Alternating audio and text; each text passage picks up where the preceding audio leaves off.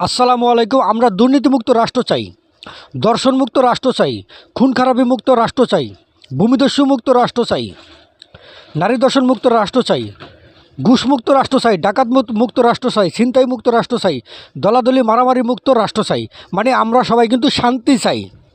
তাহলে সবাই যদি শান্তি চাই, অসৎ অন্যায় অপরাধ মুক্ত যদি রাষ্ট্র চাই, তাহলে আমরা আল্লাহর খেলাফত কেন করি না? কেন আমাদের রাজনীতিবিদগণ, কেন আমাদের যারা রাষ্ট্র পরিচালনা করার সিদ্ধান্ত নিয়েছেন, ওনারা কেন আল্লাহর খেলাফত দিয়ে রাষ্ট্র চালাতে চান না, আল্লাহর কোরআন দিয়ে রাষ্ট্র চালাতে চান না? কেন ওনারা সম্মিলিতভাবে ঐক্যবদ্ধ হয়ে আল্লাহর কোরআনের আইন প্রতিষ্ঠা করে রাষ্ট্র পরিচালনা করতে চান না? সবাই তো শান্তি চান, আবার আমাদের জনগণও চায় গণতন্ত্র, তারা খেলাফত প্রতিষ্ঠা চায় না। যে ইসলামিক খেলাফত যেটা প্রতিষ্ঠা হলে সকল অন্যায় দূর হয়ে ন্যায় প্রতিষ্ঠা হবে, আমরা কেউই সেটা চাই না। অল্প কিছু লোক ছাড়া কেউই সেটা চাই না। তাহলে শান্তি কোথায় পাবেন? গণতন্ত্র হচ্ছে তো ষড়যন্ত্র, একে অপরকে লাগিয়ে দেওয়া।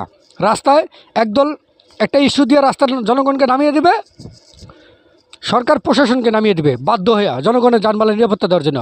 লাগবে দুই পক্ষ, মারামারি খুনাখুনি পর্যন্ত হয়ে যায়।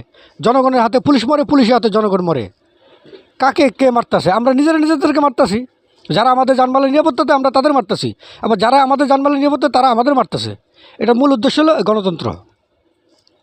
তাহলে আমরাই তো অশান্তি ডেকে আনতেছি। পশ্চিমাদের বানানো গণতন্ত্র আমাদের প্রয়োজনটা কি?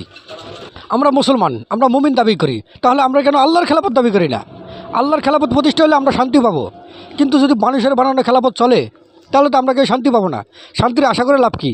শান্তির আশা করতে হলে গণতন্ত্র বাদ দিয়ে আল্লাহর খেলাফত করতে হবে সবাই সম্মিলিতভাবে যারা রাষ্ট্র পরিচালনা করে সিদ্ধান্ত নেবেন, সম্মিলিতভাবে ঐক্যবদ্ধ হয়ে খেলাফত রাষ্ট্র গঠন করেন। দেখবেন চুরি, ছিনতাই, ডাকাতি, সন্ত্রাসী, মাদকের ব্যবসা সব বন্ধ হয়ে যাবে, হরতাল অবরোধ সব বন্ধ হয়ে যাবে গা। আর পুলিশের হাতে জনগণ মরবে না, জনগণের হাতে পুলিশও মরবে না। আমি গ্যারান্টি দিলাম। যদি আপনারা যারা রাষ্ট্র পরিচালনা করার সিদ্ধান্ত নিয়েছেন, তারা যদি খেলাফত দিয়ে রাষ্ট্র চালান, আল্লাহর কোরআনের আইন দিয়া সম্মিলিতভাবে, আর যদি আপনারা মনে হয় তাহলে শান্তি ফিরে আসবে, আর যদি আপনারা মনে করেন যে না গণতন্ত্র দিয়ে রাষ্ট্র চালাতে পারেন, তাহলে দেখবেন যে অশান্তি দেশে আছে, অশান্তি কিয়ামত পর্যন্ত থাকবে। শুধু পারবেন আপনারা জীবন দিয়ে সরকার পাল্টাইতে, আর যেই প্রশাসন আপনাদের যানবাহনের নিরাপত্তা দেয় তাদেরকে মারতে। তাদেরকে মেরে কোনোদিন শান্তি প্রতিষ্ঠা হবে না, কারণ তারাই আমাদের যানবাহনের নিরাপত্তা দেয়। আমি কেন তাদেরকে মারব? অসম্ভব।